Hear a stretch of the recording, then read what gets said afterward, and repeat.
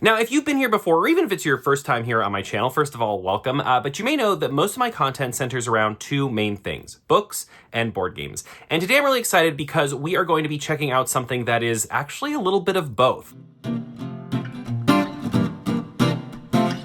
Hello and welcome back to my channel. My name is Jason, or as many of you may know me, EasyCat. So I recently picked up this book and it's called In the Ashes. This is a game by Pablo Aguilera and this is published by Devere. Of course, you look at it and you're like, that's a book. It looks like a book, but it's actually a game and a book. So within these pages is a full story, but it also has choices and game mechanics, and you'll see different things that you'll do to affect the outcome of the story. It has combat, it has all the things you would expect from a fantasy game, except within the pages of a book. And what's really cool is this is a fantasy game that you can take anywhere with you. So all you really need to play is a pencil. And I'll show you even how there's an aspect of like rolling dice. You don't even need a dice to play, and I'll show you kind of how that goes once we get to it. I have not played this yet, so this is gonna be my first time playing. I essentially read the first page of the rules and decided I would really like to do this as a video. So the way this is going to work is I'm going to be reading the story to you, and then there are also going to be decisions and mechanics, and I'm also going to try and explain the actual game that is happening to you at the same time as we play. Hopefully, if you are someone that enjoys my book content,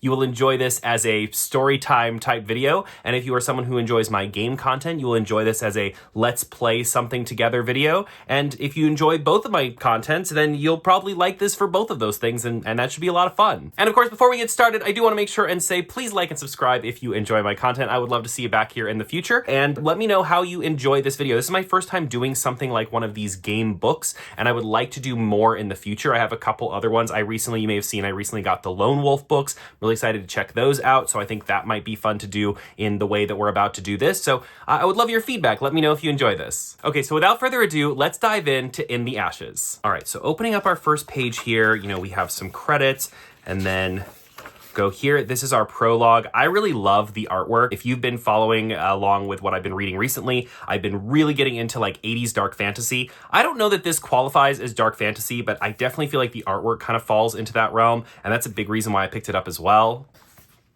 Okay, so on this first page, we're gonna attempt to use, I got this like little book holder thing for this purpose, for videos like this, in hopes that it would help me keep the book open as we do all of this, because nothing is worse than trying to film a video and read a story and do all these other things and having to try and keep a book open. That just sounds really stressful. So when you start over here on the left page, I'm going to try to summarize the rule portions to you and not read those all out loud, but I'll give you kind of an idea of sort of what we learn right off the bat. Most importantly, the game is going to teach us to play as we play. So the game actually recommends not to look at the full rule set, which is near the end of the book. They recommend to just like start reading, start playing, and kind of learn as you go, which I love. I feel like a lot of people that are just getting into board games especially get really overwhelmed by these crazy rule books. I mean, I've pulled out rule books that are like 100 pages long before, and even as someone who plays games sometimes daily, that overwhelms me. So I love the idea of learning as we go. There are going to be moments in this game where they tell us to flip ahead and mark something in the book. When they tell us to do that, we are literally going to just look at the side of the page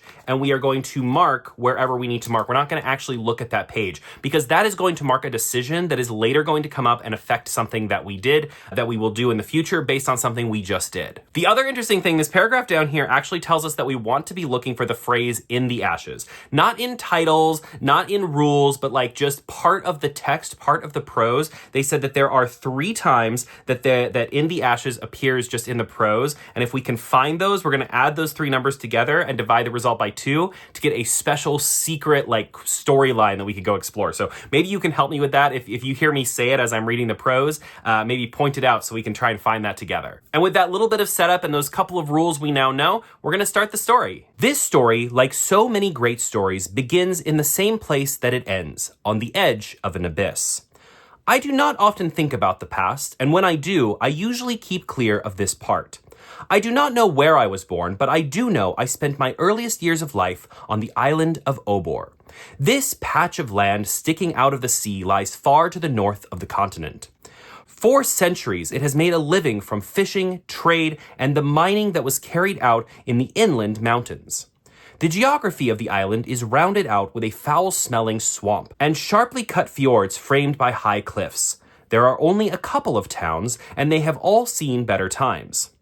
I remember that I, like the other children orphaned by the sea, lived on the streets. During the harsh winters, they would let some of us spend the night in the stables, a basement, or even an attic dormer. Sometimes some of our number would simply disappear from sight, never to be seen again. And we were wise enough not to ask questions about what happened to them. My earliest concrete memory was one specific afternoon when I was 5 or 6 years old. The thaw in the streets announced the end of a particularly long winter, and as I reached the market square, I encountered the warmth of flames. The villagers had seized a young girl who lived in one of the farms outside town. She lived with her father near the green swamp, and both had been accused of witchcraft. They had bound her to a stake in the midst of the fire. She stood with a blank stare on her face and did not make a sound as the flames enveloped her. The smell of her burning hair and skin invaded my nostrils. I could barely force myself to get close enough to eavesdrop on a couple of macabre jeerers who were looking on. My intention was to find out something about what was going on before my horror forced me to run away. And so that is our first page. That's the setup. This is already this actually is pretty dark. So if this ends up using any fantasy elements, maybe this will be dark fantasy. On the next page, we're going to be able to move around this square and move around the scene by using our pencil. And in doing that, we'll be able to listen to some conversations of the villagers that we meet here. And a reminder, the book tells us that in the first few scenes, we really only need to follow the instructions in order to learn how to play. So this entire page here is all rules. Anytime you see gray text like this, it's going to be rules. I am not going to read this completely out loud to you, but I am going to summarize each section just so you know exactly what's going on. So where we start in each scene is going to be marked by this XO0. So you can see this is our character, this young boy here. That's where we're going to start. We're also going to have our goal for the scene up here on the top of the page. We cannot move through other characters. We can only move along spaces that we see. Every scene will play out in 2 or more rounds. The way that we do that is we're going to always have some cards, and these cards are going to give us the actions that we can take. And we're going to take 2 of those actions in the first round and 2 of those actions in the second round. And we're going to do that by marking 1 on the actions we're taking in the first round and 2 on the actions we're taking in the second round. Now, the interesting twist of this is that you cannot take 2 actions that are in the same row or column on the same round. So for example, we have move 3 and listen. I could not take those on the same action. So I'm going to have to sort of do a diagonal situation. And in the future, we'll have more cards, so we'll be able to do other things. All right, so let's figure out what we're doing in this scene before we try to do anything in it. The sentence. Goal. Move around the scene and listen to 2 different citizens. Choose between A, B, C, or D before the 2 rounds come to an end. You cannot listen to the same person twice. Depending on whom you listen to in round 1 and in round 2, check the behavior panel and mark the symbol on the indicated page. You must open up only the edge of the page to make the mark and come back here. When you are done, read the outcome at the bottom of this page. So we have these behaviors, and these are what is going to happen once we do certain things or talk to certain people. Well, let's see. I think what we're going to do is I think we're going to do a move 3 and a listen in our first round. And then I think we're going to do a move 2 and a listen in our second round. So I've marked 1s and 2s for that. And you can take those actions in either order, which is really cool. But of course, I'm not near anybody. So I'm going to be, of course, moving first so I can get near somebody. Let's see here. Who do we want to talk to? Should we talk to this bard? That would take 3. 1, 2, 3. Or we could talk to this gentleman over here. Or could we get to this guy? 1, 2, 3. We can't get to that guy there. And there's this lady with a potion over here. And this is the lady. We're not allowed to talk to the woman who is burning, which I guess for obvious reasons. So she's busy. She's doing things. Okay, so let's try. Oh, let's talk to the bard. He seems like he might be a fun guy. So we're going to move 1, 2, 3, and then we always mark our spot for the round by putting X and the round number. So X1, because this is the first round. So we moved 3, and now let's listen. So let's listen to A, round 1. In each round, partially open the indicated page to mark the symbol for the citizen you listen to, and then come back here. Okay, so I don't think we're actually going to learn anything from him right this moment. I think we're just like chit-chatting. So we're going to turn to page 11. And again, so here you'll see this is the symbol that we have to mark. So we're literally just going to put an X on it. and we're going to come back. We'll see this again later when we get to it. So now we're going to go back here. And then the next person we want to talk to, we get to move to, I don't know about this gentleman here. I kind of want to talk to this lady with the potions, but I don't know that she'll be any help to us. This gentleman seems like he is heavily involved in whatever's going on. Like, he is front center. He got here early to get a front row seat to this witch burning. So I feel like he's probably the person we need to talk to. So we're going to move to him for our second round. And he is B. So we are going to, on page 74. Page 74, my goodness, that is far into this. We're going to mark, hold on.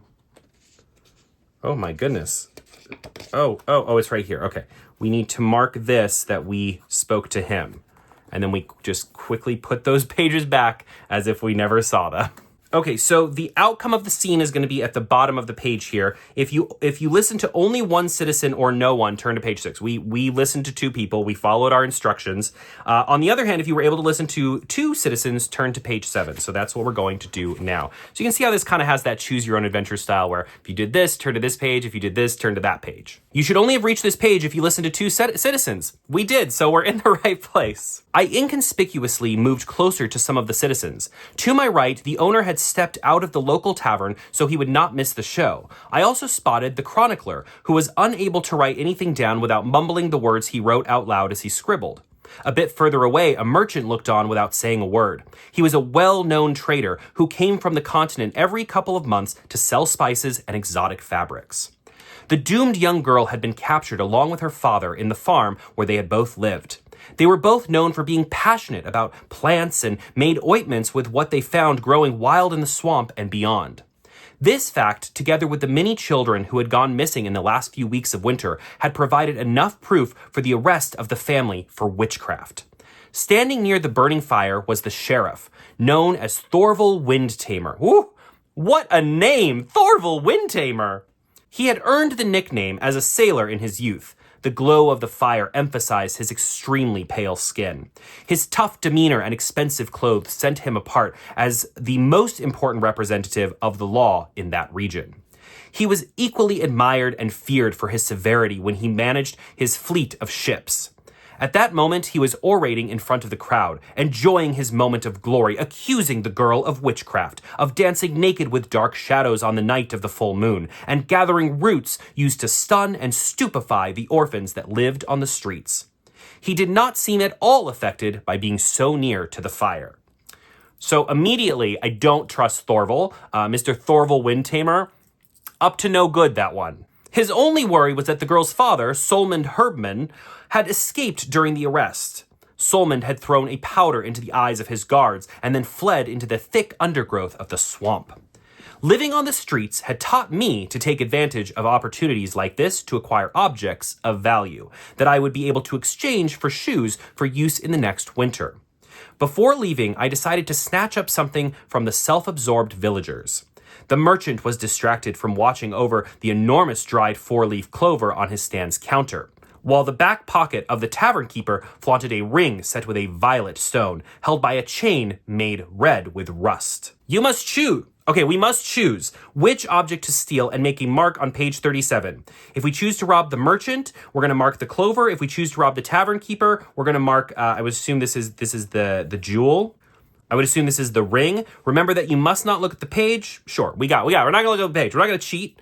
Should we steal hold on. So there's a 4-leaf clover, a dried 4-leaf clover, and then there's also a ring. I feel like the ring is going to be worth more, right? Like, I'm trying to get shoes. I'm trying to keep my feet warm in the winter. I'm going to steal the ring. Yeah, I'm going to steal the ring. Okay, so on page 37, we're going to mark the ring. Okay, so that's what we're stealing. I ran away right after my theft, fleeing as the flames consumed Solmund's daughter. And we've completed the prologue. That's the prologue. That gets us started. So now we're going to jump into Act 1. So here we have Act 1. It is called He Who Spoke with the Tides. To the right, you will see a map of the island for Act 1. You can come back to this page to consult it at any time. So this is our map. Obviously, there seems to be a lot covered by the not fog of love. What is it called? Fog of war. It's covered by the fog of love. That's not correct. Okay, so the island of Obor, this is where we're starting, so let's jump in.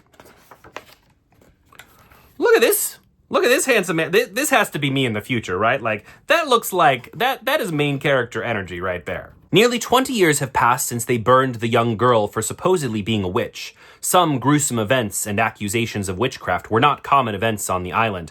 The shame and the discretion of the inhabitants allowed the events to slowly fade from the memory of those living on the coast of Obor. Since that day, not a soul spoke of the incident. My name is Vester. My part in this extraordinary story began at the edge of a precipice, one of the many that make up the sheer cliffs that define the southern edge of the island. This particular one stood just outside the fishing town of Innisfell, and it was not for the first time I had climbed up to the edge.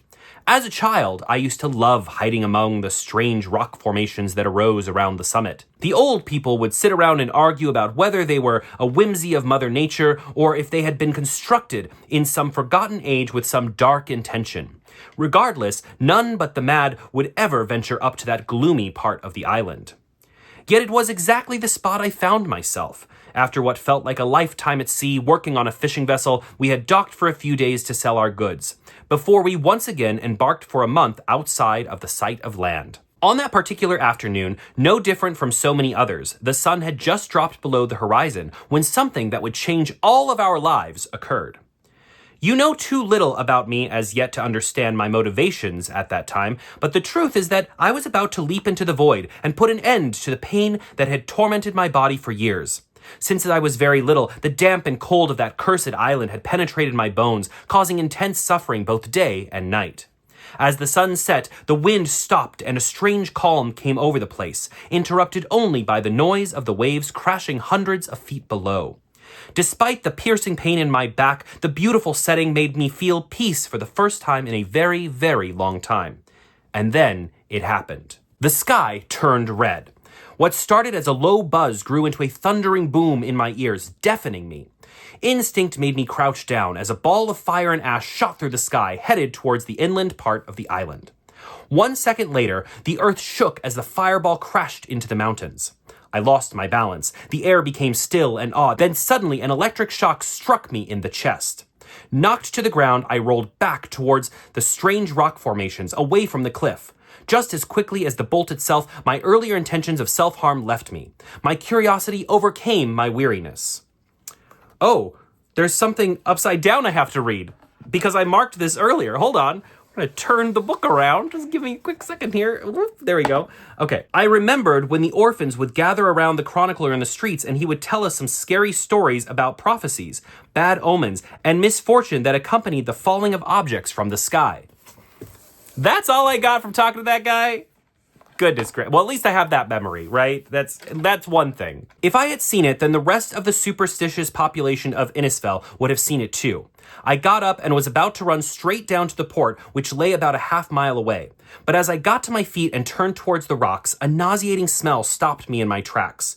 A creature stood in my path, immobile before me.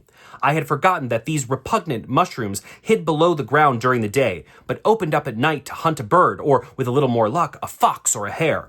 This particular one was extremely large and was intent on hunting me for its supper. I took out the rusty fish knife I used to clean fish in the market and approached the monster. I could not waste any time with this creature since I had to get to the port as soon as I could. Okay, so on the next page, we're going to learn how to do combat, basically. Okay, so we're going to be battling this terrifying mushroom creature. Much like before, we have some cards. You'll see that some cards here are face down. So for now, we only have our 4 cards to use, and we're going to have to use those in the same way that we did previously with moving and talking, but now we're also going to be attacking.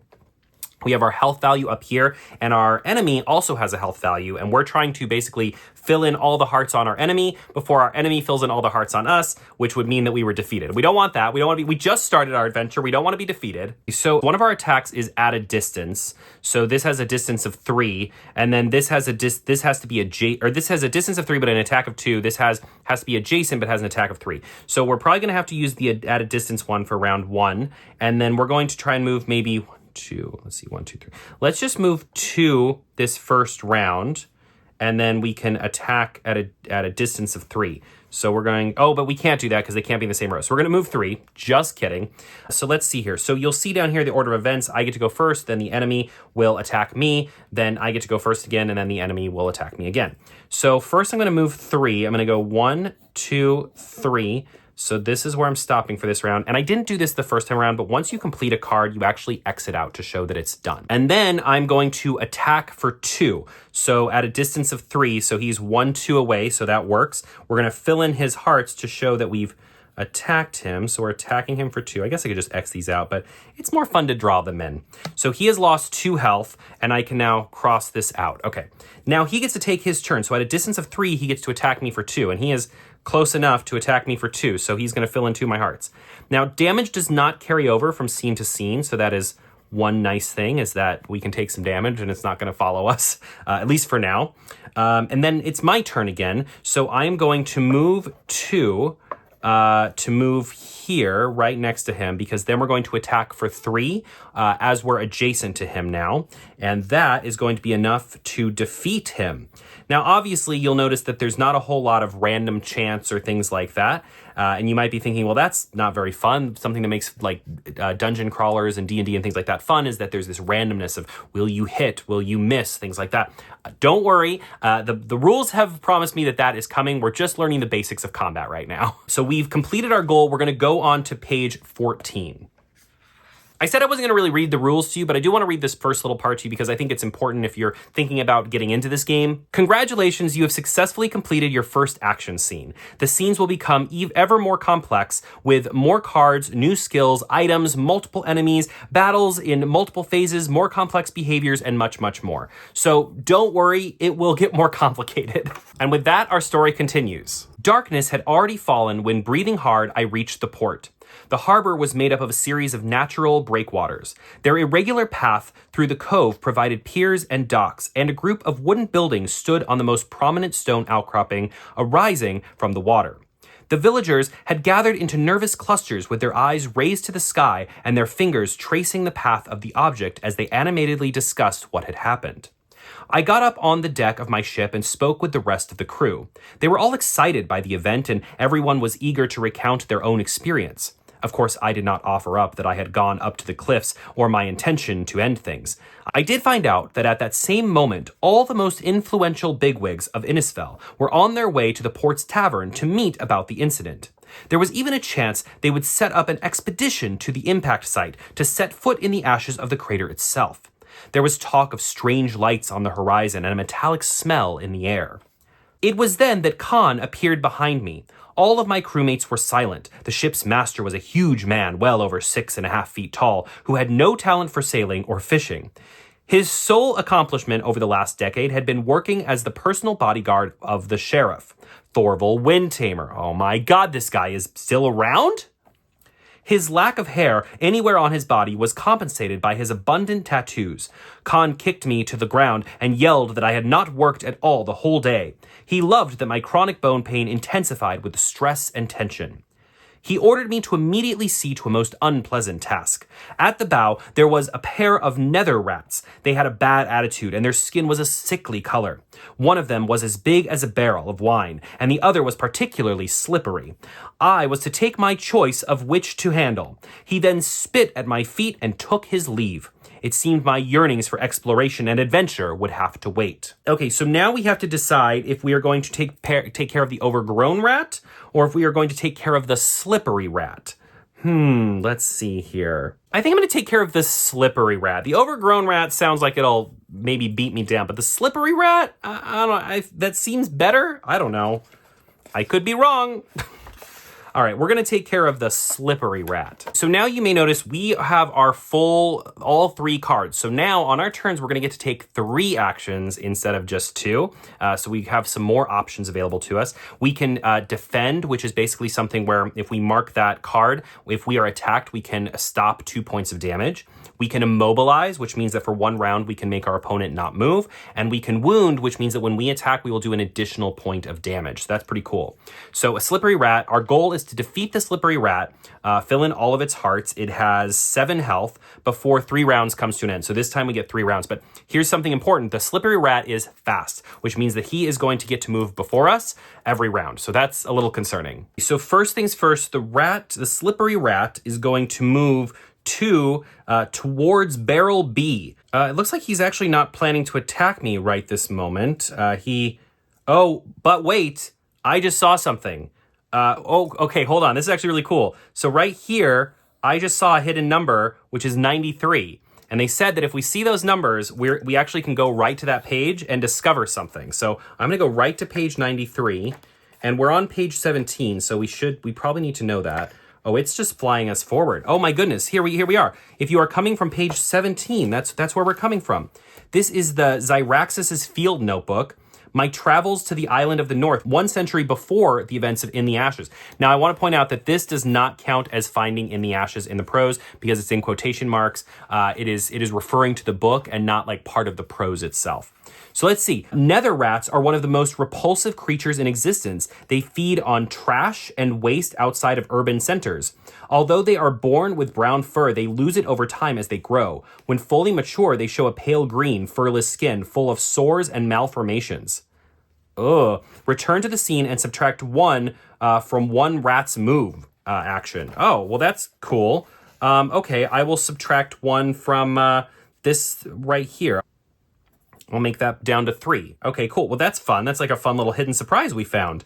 Okay, we need to figure out what this rat is doing. So he's moving 1, 2 towards barrel B, and that is where he is going to be now.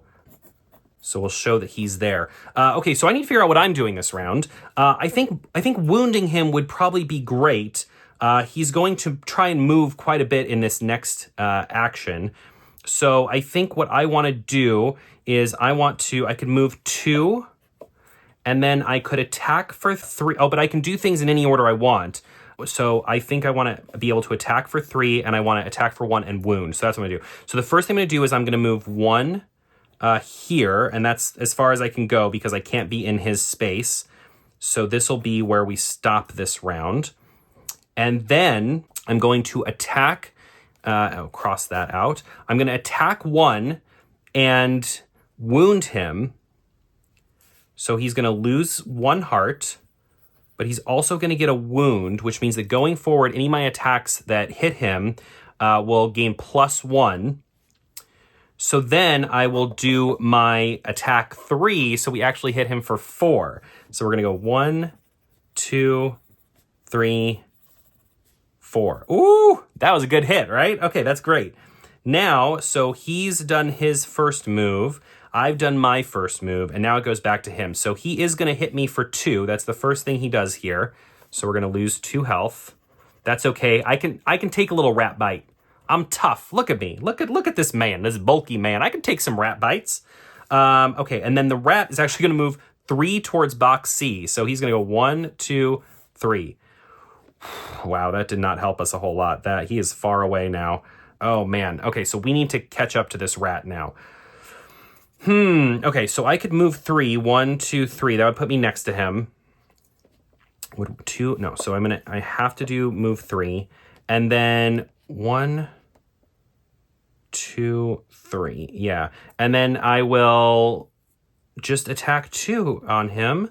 And then I'll do a defend. So if he hits me again, then I'll be, I can prevent 2 damage. Okay. So first thing I'm going to do is move 3. So I'm going to go 1, 2, 3 so that I'm next to him, chasing that guy down.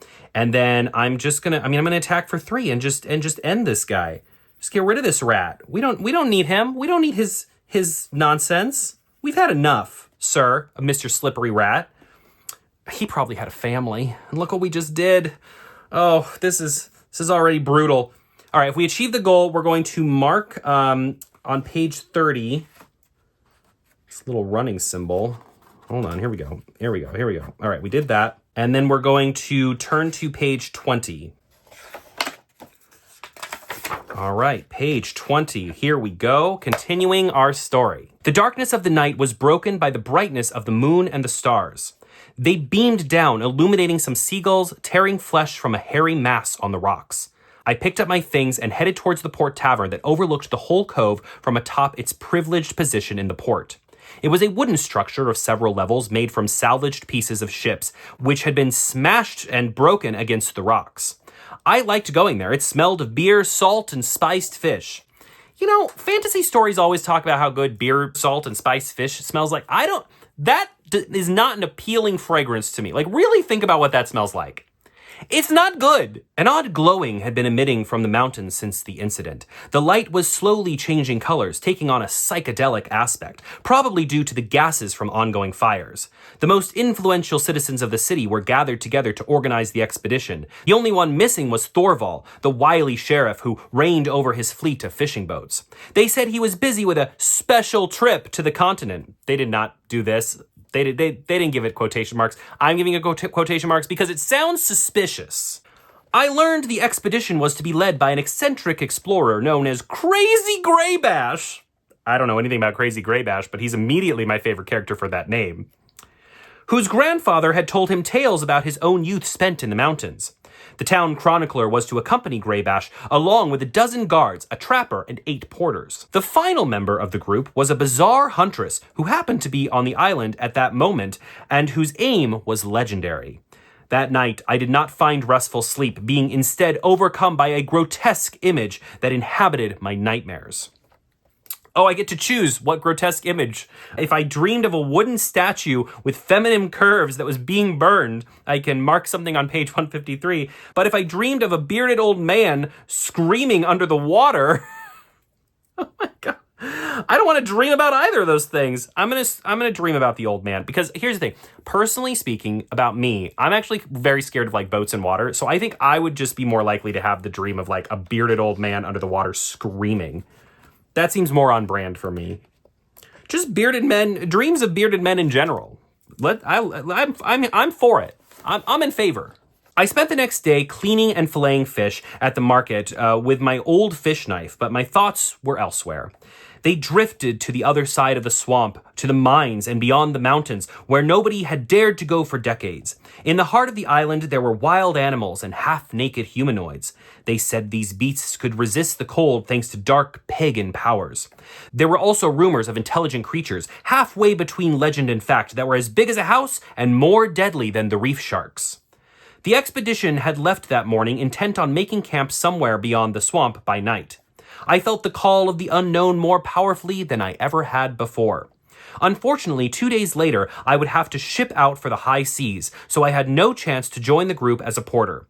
Besides, everyone knew my physical and mental limitations. Every time I pushed my body to its limit, the chronic pain in my bones would increase exponentially. I just want to note, I think it's really interesting that this story deals with someone with chronic pain. I mean, I feel like I see that sometimes in like fantasy books, but not really in fantasy games, that the main character has this severe like disadvantage, like it really has a disability. And I think that's kind of neat to see represented in a story like this, in a game book, no less. Like, I think that, I don't know, I just really like that this book has some representation in that way. All right, we're actually going back to page 15. So now we've left the like chronological moving forward. We're actually starting to jump around a little bit. Had it not been for the encounter I'm about to describe, my life would have continued to be dull and boring. At least until I was driven back to the top of that cliff again. The next evening, a visibly shaken sailor came up to me. It was Seraph, another captain from Thorval's fleet. Unlike Khan, my current commander, Seraph was someone you could trust. He was the one who first pulled me off the streets, and I was under his command for several years. Vester, I want you to listen very carefully to me, he said as he pulled me aside. You have to do something for all of us. The expedition that left for the mountains is making a huge mistake. You can count on me, Seraph, I responded solemnly. What do you need me to do? I cannot give you details, but you have to bring a very important object to the expedition party. The problem is that the object is located in Thorval's office, and as you might have guessed, it is not easy to get in there. Seraph explained. It is an ebony cylinder that he keeps in a box in his desk. Does Thorval know about this? I asked. To be sure, I understood what I was getting into. Seraph shook his head slowly and looked around nervously. He took a breath and lowered his voice to a faint whisper. Things are more complicated than you might think, Vester. He licked his lips and went on. You can trust me. When you deliver the ebony cylinder to the huntress, everything will become clear. His words worried me, but I accepted. He placed his hand on my shoulder like a proud father would do with his son. I knew he believed in me. It was already well into night when I ran down the pier towards land. Thorvald lived in the Moon Lighthouse, a construction with a tower crowned by a crystal stone that reflected and amplified the light of the heavenly bodies to help ships reach the port safely. Okay, so I can enter by climbing to the roof, or I can go through the sewers. I mean, both sound bad. I'm going to be honest, both sound bad. But given that my character has so much pain, I feel like I would not be climbing a roof. You know what I mean? Like, I'm talking about like chronic back pain. I'm not climbing up the roof. I'm gonna go through the stinky as they may be. I'm gonna go through the sewers. All right, so we are spinning the book upside down, which always is a little nerve-wracking. I opted to find a way into the building through the sewers below. As a homeless boy, I had escaped the biting cold of winter in that stinking underground labyrinth of mud and filth. I was worried because I knew that after dark, the damp corridors were invaded by aggressive amphibians, and rightly so. Their scent alerted me to their presence, but too late. Entering a dark, muggy room, I came face to face with a pair of odd amphibian creatures known as newtics, smashing clams against the sharp rocks in an attempt to open them. Newtics? Oh no, I'm scared to even see what these look like. We have to go to page 24.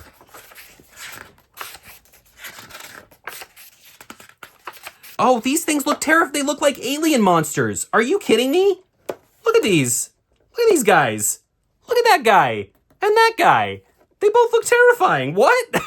Okay, so we've got some new elements added to this this attack. So I'm going to try and kind of explain all those. So for one, in the bottom corner here, we actually have an item. So we have our fish knife.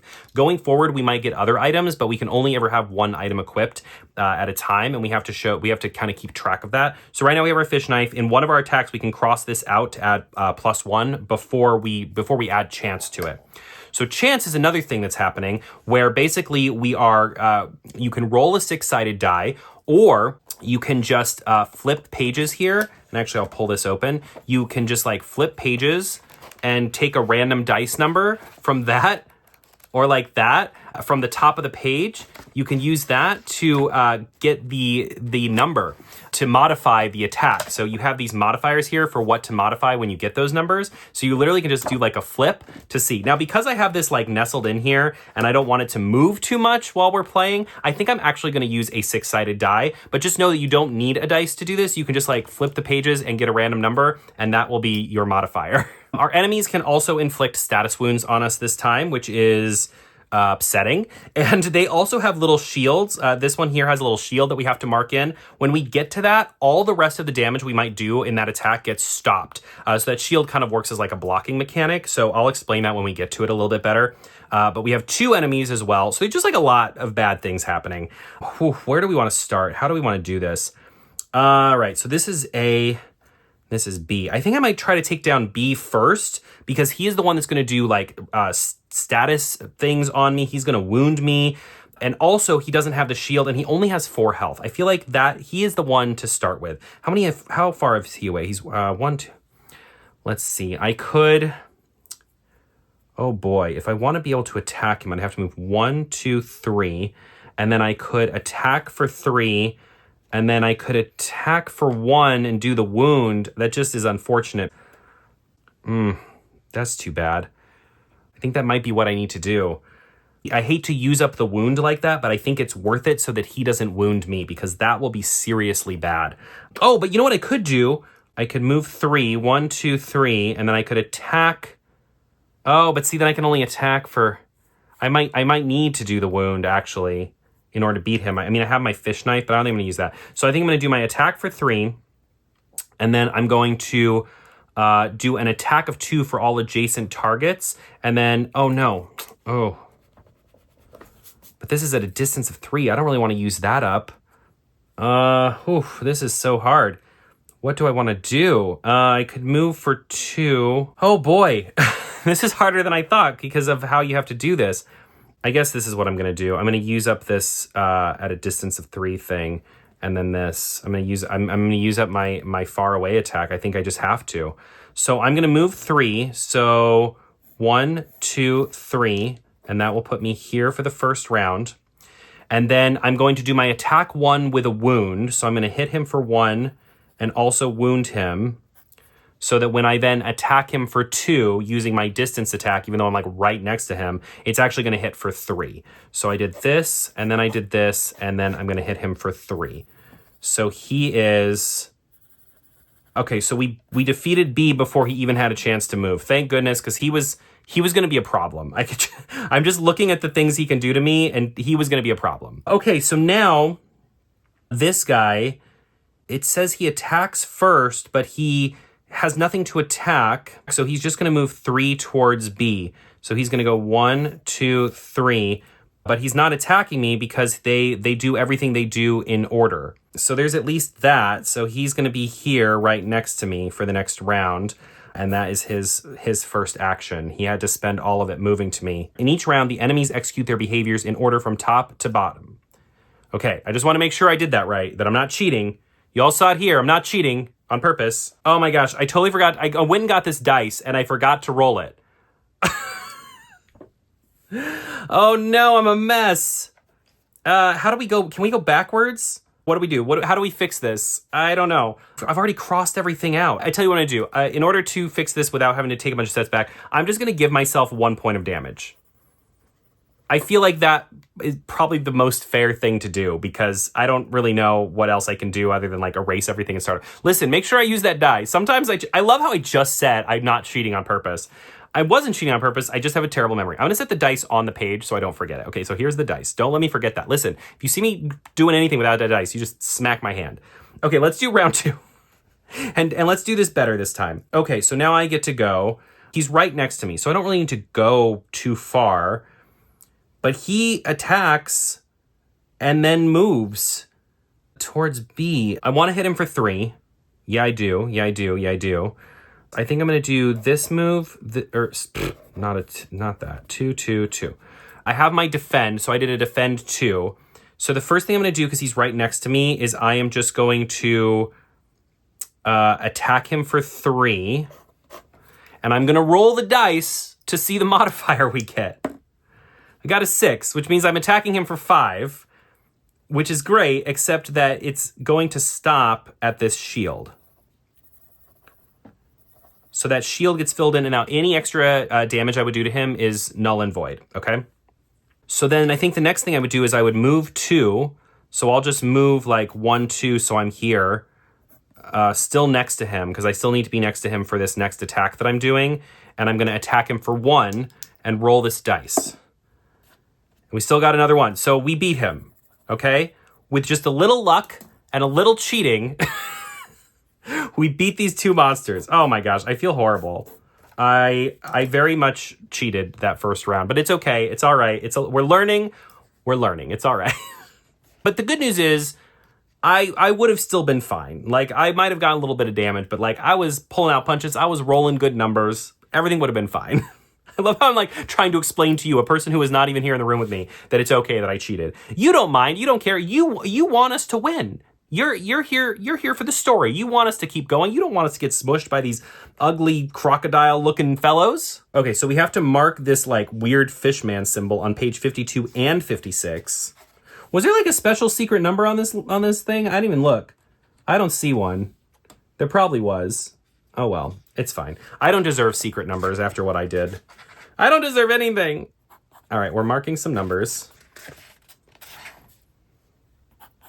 Okay, great. Love that. And then we have to go to page 21. The brawl had left me banged up, both physically and emotionally, with a bloody lip and a bruised knee. Clearly, I was not a natural-born fighter, but I remained firm in my decision to help the good people of this island, no matter what threat might be hanging over it. I climbed a rickety staircase up to the upper floors where the rich people lived in the Moon Lighthouse. I crept down the hallways, heading for where Thorvald's office would most likely be located. Given the layout, my hope outweighed my fears. For the first time ever, I had a purpose. I cursed every creak of the floorboards, but I finally made it to the sheriff's office. It was all paneled in wood with luxurious carved decorations everywhere. I could easily imagine Thorvald shaking hands to close a deal near the fireplace. His desk stood alongside a wall, and I was able to quickly find the drawer holding the box I was after. I opened it to confirm that the ebony cylinder that Seraph had told me about was inside. I'm assuming this is our ebony cylinder. I mean, this looks like, what's that thing called from the Da Vinci Code? That is what that looked like. I bet the code is Apple. Put it in now and we'll find out. Give me a place to write a code. I'm ready. Was all this mess over something so insignificant? I carefully shook the container. There was some kind of liquid inside, but it was sealed with a watertight mechanism. Knowing I still needed to take it to the Huntress, I put it away for safekeeping. In the same drawer as the box, there was something that caught my eye, a large map of the island. I was surprised to find that it showed as much detail in the heart of the island as it did along the coast. I had been under the impression that nobody knew what lay beyond the mines. The idea of traveling inland thrilled me. This enthusiasm and daydreaming were my undoing. I was so enthralled looking at the notes and indications on the map that I did not even notice the figure that came into the room until he closed and locked the door. With my heart thumping with dread in my chest, I turned to face Khan, the sheriff's right-hand man. He slowly reached up and took hold of the huge axe that was ceremoniously hung on the wall by the entrance as decoration. The light of the moon coming in through the windows glared on his shiny scalp. "Well, well, well, what do we have here? I knew you were stupid, but I didn't think you were that stupid," he rasped out before breaking into a chuckle. Ho, ho, ho, ho. His open mouth showed that half his teeth were missing. His lips drew into the same grin that he wore every time he beat me on board the ship, something that had been happening as far back as I could remember. But this time was different. The terror he inspired in me was still there, but the submission had vanished. This next scene is going to be a boss fight. Apparently it has 2 phases. We're going to go to page 28 to see how this works. Okay, so the first thing we're going to do is I still have my fish knife, so I need to X that on my items tab. Okay, so there is a lot going on here with this boss. So he has a couple of life tracks that I have to fill in before I can even unlock his main life track. But by filling those in, I also earn bonuses that I can use against him. So that's really cool. And he also has instances where I have to essentially roll dice to figure out what attack or move he's going to do on his turn. So there's a little bit more, even more chance to this. And this is a 2-part battle. So we're going to have this part, and then we're going to go over to this page as well. And part of, not all of the damage that we accrue, but most of the damage that we accrue and that he accrues is going to move over to the next page as well. So that's kind of interesting too. There's just like a lot of elements to this. So let's see how this goes. Okay, so we need to do as much damage as possible. We have 3 rounds to do it. We have to fill in as many hearts as we can over the course of these three rounds. Okay, round 1, he's going to be moving 2 and attacking 2. So I think I should get up over there. Maybe I can, let's see, can I get to him? 1, 2, 1, 2, 3. I can get to him if I move 3. So maybe I move 3, or I could attack from a distance. That might not be the worst thing either. So I could move 2 and attack 2 from a distance of 3. 1, 2, 3, and then I could immobilize him. Oh, I like that. I think I have to waste an attack. I hate to do it, but I think it's the right move. So I'm gonna move 2. I'm gonna attack at a distance of 3, and I'm gonna immobilize. So let's see. I'm gonna move 1, 2. 1, 2, 3, yeah, to go here. So and I'm going to lose that attack, unfortunately. But then I'm going to attack for 2 at a distance of 3. We're going to roll the dice to see if I get a little bit of extra. So I get to add 1. So I'm hitting him for 3. Let's fill this in, I think. This one here. 1, 2, 3, because that'll hit right on that shield.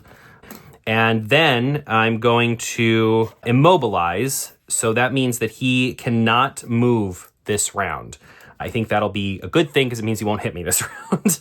Okay, so that is my turn for the round. Then he would move 2, but he can't. And then he would attack 2, but it has to be adjacent, so he can't do that either. So we're off to a good start, okay? We're off to a good start. So then next, we need to roll the dice to see what he's going to do. So he is going to be attacking 2 at a distance of 2 and then moving 2. So I'm going to cross this out. Okay, so what do I want to do? He's going to... I don't necessarily want to be right next to him because, but I might have to be, right? I might just have to be. I wish I still had that move. Oh, but I have my fish knife. I I don't know that that's the best thing in the world. Maybe I try and wound him this turn. So how far away am I? I can move 2, and then I can wound, and then I can attack for 3. Let's try doing that. So we're going to first move 2, 1, 2, to be here, right next to him. Probably not my best choice I've ever made in my life. And that's our move 2.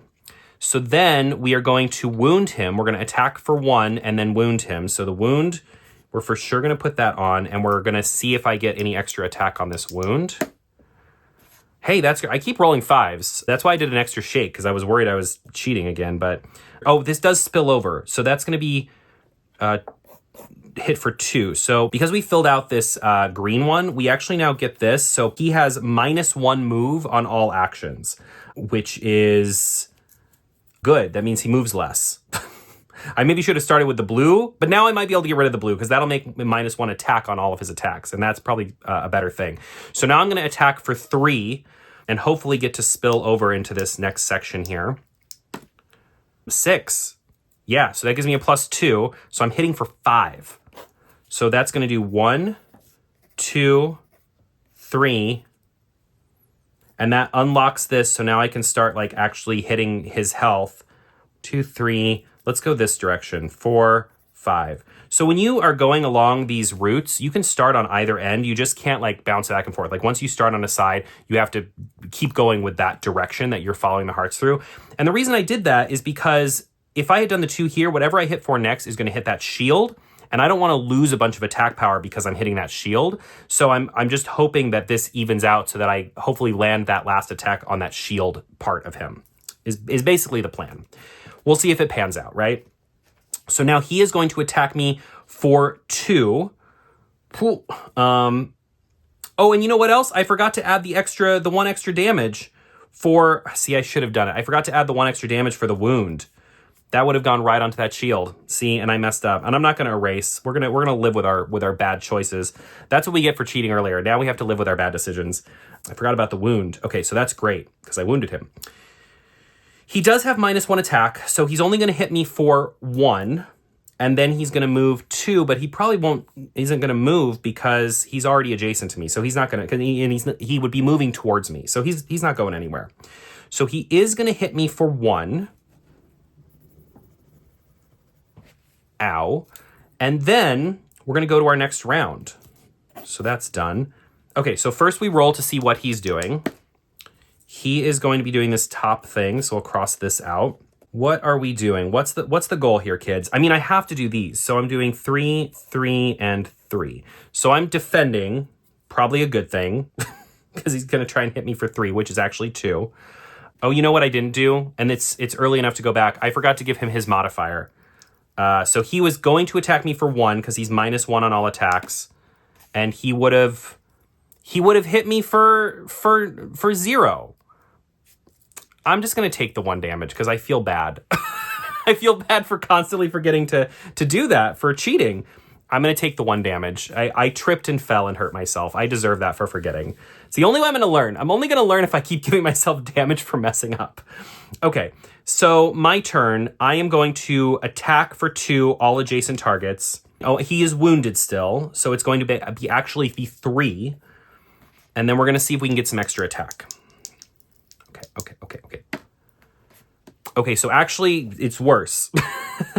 So I'm attacking for 2 I'm attacking for 3 with the wounded, but it's -1. So I'm actually only hitting him for 2, which, you know what? That's fine. So that's that. I can move 3 and then defend. 2, 3. And then he'll have to come after me, and he won't be able to get to me. I don't hate it. I'm going to run away. I'm going to run away scared. 1, 2, 3. And that's where I'm going to stop. X3. Okay. And then I'm just defending. So this just stays here until he hits me, and then I defend with my fists. I don't really know how fights work, obviously. Okay, so now he is going to move 1. He's going to come after me. He's going to go 1, 2. But sad day for him. Oh, I guess it's A3. He can't move. He can't get to me. I'm too far away. He can't catch these hands. Why would I? I sound ridiculous saying that, so I'm never going to say it again. Okay, great. We are good. And he also couldn't even move that far because he has -1 move. So he didn't even get that far. He got, let me show you where he got. He took a step. He went here. He took one step, little baby step, and that was, and then he was tired because he's carrying a lot. And he's got that big axe. Walking is hard. He's a big guy, you know? Okay, so I think that's the whole phase. We did a lot of cheating. Hopefully you're learning how not to play from this. This guy is like chasing me around the room now, one step at a time. And now we go to the next phase of this battle. Okay, so when we go into a second phase, we get like a little second to breathe, basically. And so we carry over all the damage -1. So we basically get to recover like 1 heart. So for me, it means I'm going to go back to full health. And for him, it means that he is going to basically fill in all of the hearts except for the last one on this first track here. So we both recover a little bit of health. Nothing else, though, comes over. No status effects, nothing. And because of our battle earlier, I can use this line to apply -1 to an enemy's attacks, to one of the enemy's attacks in this phase. Okay, so here we go. We have to defeat Khan or run away. Remain in the B space without moving for the entirety of round 3. So I would have to get to the B space to run away. But I think we can take this guy. I feel like we can take him. I don't know if it's because I just feel confident or because I've been cheating a lot. One way or another, I think we can do this. I feel good about it. Okay, so he's going to try and wound me this round. So I maybe don't want to be next to him. And he is going to get to move 2. Oh, but if I can get rid of these, it's ×2 on all of my attacks after that point. That's pretty good. I think I want to move... Let's see. What if he's going to move 2. So 1, 2. So I need to be away from that. So let's go... What if I just moved one here, and then I could do 1, 2, 3. Oh, that's not enough. Oh, man. Oh, I could hit him first. I could attack 2 at a distance of 3. Oh, I really don't want him to be near me. And then I could move 2, and I could also immobilize him.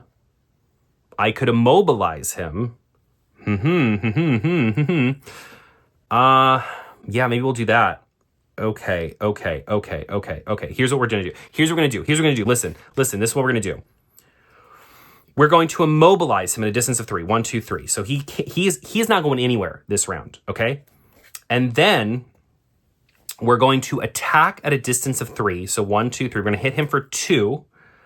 And maybe we'll add +1 to that with our little fish knife. So we're attacking him for 3. Let's keep track of everything I'm doing so far so I don't cheat. Look at that. Attacking for 2 at a distance of 3. We're actually attacking for 3 because we're using our fish knife. So the attack is going to be as it is. So we're hitting him for 3. The question is, should I hit him for 3 here and then hope to get that ×2 on all of my attacks? I mean, that's pretty good. But also, it's so hard to say because I don't know that I need to do that. I'm just going to, you know what? I'm just going to give him the 3 damage, I think. Right? 2 + 1. Yeah, 3. All right. So I'm just going to give him 3 damage. He's just so close to being almost dead. I just, I want to be, I don't want to go crazy. I don't want to go crazy. Okay? Okay, so it's his turn. He can't move, which means he can't attack and he can't wound me. Ha ha ha ha. Loser. Okay. Oh wait, this has a story. Let's see what's going on. Khan was bleeding a lot, but he still had plenty of fight left in him.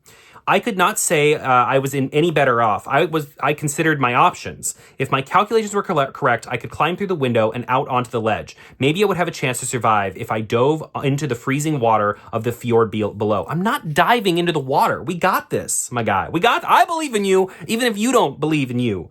The figures can go into and out of spaces with lowercase letters, such as B. Okay, that's fine. Okay. So let's see what he's going to do this time. This time he is going to do 2 and immobilize at a distance of 2. Ooh, that's tricky. So maybe we just get this done. Oh, I forgot to cross this out. Oh, because I didn't move 2. I ended up not moving 2 because I decided I didn't need to because he wasn't going to move anyway. So I just stayed where I was, which I think is fine.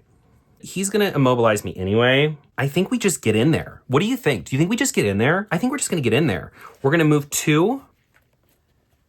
And we're going to attack for 3. And we're going to attack for 1 and wound. We're going to get in there. And then we're going to fail. And he's going to clobber us. And it's going to be really bad. But it's fine.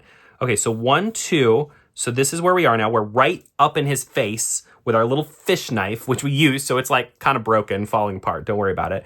So that's our move. Then we're going to put the wound on him. We're going to get that wound to go in. So let's attack for 1 and then see if we get a bonus. We don't get a bonus, so we hit him for 1, which takes up that shield. But now he's wounded, which is great. And then now we can attack him for 3 and hopefully, which is actually 4 because of the wound. And hopefully this just like knocks him right out, right? Oh, that's fine. That's fine. It's fine because it still hits for 4 and we still beat him. We still win. Well, that was we did a great job. I don't think I cheated too much that time. I think this victory is real. This time we really won. Okay, so if we defeat him, we get to go to page 27. And the game goes, what are you doing? Okay. An instant after receiving my final blow, Khan's eyes went blank and foamy slobber began to bubble out of his mouth. That's disgusting. Keep that in your mouth. He fell with a thud and a stream of blood slowly began to descend from his nose and stain the carpet. He would never again abuse another sailor. The world was a better place without Khan on our island. Although no reinforcements had come, we had made enough noise with our little dance that I knew I had to go get out of here quickly. I took one last glance to memorize the map. Then my eyes fell on the spectacular curved dagger that had fallen to the ground when our scuffle knocked over and broke its glassy display case. This is the dagger. That is a very nice dagger, if I do say so. I mean, we're going to take that, right? Like, there's no way we're just leaving that on the floor. This isn't our first... I mean, this is our first day as an adventurer, but still, we know better. I picked it up and turned it over in my hands, admiring it. With such a sharp blade, it would surely be useful where I was headed. So here's the thing. The fish dagger, so you can only have one item. So basically, we're traveling light. We can only have one item. So if I give up the fish dagger's gone forever. The fish dagger is a one-time use, and once you use it, you get +1 on just that attack. The curved dagger is every time you make an attack, you can roll a dice, and if you get a 3 or a 4, you get +1 on that attack. So it's a little bit more random, but it could also be like a good thing. I'm gonna take it. I'm gonna take the curved dagger. I'm leaving my fish dagger behind. I'm taking the curved dagger for the road. I crawled out onto the sloped roof through one of the side windows. The spectacular colors of the sunrise comforted me and gave me an idea of how long my clandestine incursion had lasted. I felt something more powerful than dread that called me to the mountains and the heart of the island. Despite the fatigue from the night and my numerous wounds, I felt reinvigorated. I was wiser, stronger. Peculiarly, my skin seemed to become even more pale than usual in the heat of the sunrise. What does that mean? Am I becoming a vampire? After this, the next thing we would do is we would pick our specialization. So this is sort of like picking our class, but I think this is where we're going to stop for the day. We just beat a boss. We just got a new item. I feel like this is a good stopping point. So that is a little peek at In the Ashes.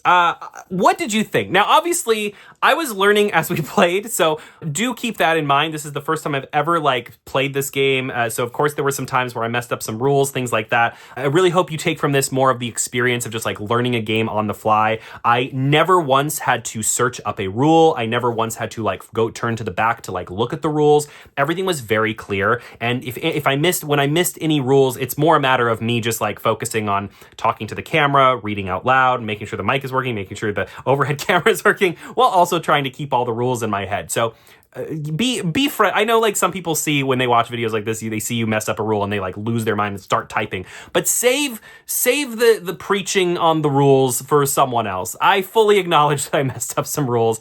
But what I hope you got out of this is the fun of a story that you can play on the go, the aspect that it's really super easy to learn, it's really easy to play. I think it introduces things at a really nice pace. I never felt overwhelmed by the mechanics. And like I said, I play a lot of really big role-playing playing board games, and there have definitely been ones that the mechanics are just really overwhelming.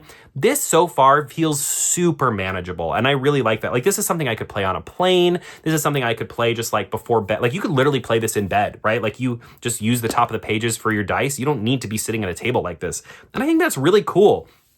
I like this a lot so far. This is not, by the way, this is not a sponsored video. I bought this myself. I am not in contact with the company at all about this video. I just wanted to try playing it and thought it'd be something fun to play with you. I also really like the story so far. It definitely has that nice flavor of fantasy where like the main character really starts from nothing. I like that he's like dealing with like a chronic pain. I think that makes his character more interesting. I feel like his character, a lot of times when you play games like this, the main character doesn't really have a lot of personality. There's not really a lot to them. They sort of just let you kind of imagine the character. But this is like this is a character. We are following a character's story, and I already have like a very like, you know, good ideas about this character and what kind of his what kind of arc we're going to see him go through. I think it's also really cool that he's a character that I want to root for. Like, he starts the game like in the worst possible place in his life, and now he's sort of like finding this sense of purpose. I think the story of this is actually pretty good, and I've played around with some game books where I don't feel that way. So I think this is a really good start for this. I'm excited to keep going.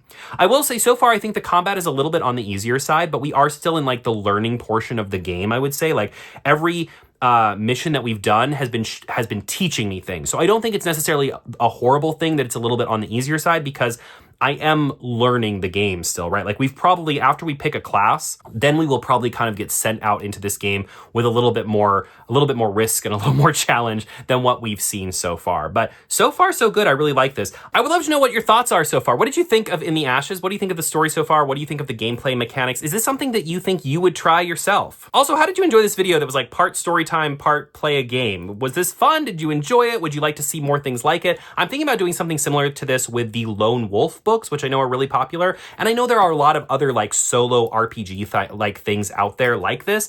And I think it'd be really fun to do these, because I think they really, like I said at the beginning of the video, I think they really combine the two like groups of people that watch my videos, readers and board gamers. And I like things that kind of bring all of that together. I think that's a lot of fun. And this very much feels like a happy marriage between those two things. So I would love to know your thoughts on this video in particular, anything you'd like to see in the future as I continue doing these. And finally, would you like to see more of In the Ashes? Would you like me to continue this specific story with you and do like a part 2 of continuing our story and adventure together? Let me know. Thank you so much for watching this video. As always, make sure to like and subscribe. If you want to watch some other gameplay videos or some book reviews, those are also on my page. I can't wait to see you next time. And I usually say happy reading at the end of my book videos and happy playing at the end of my board game videos. So I'm just going to say happy reading and playing whatever thing you choose to do today.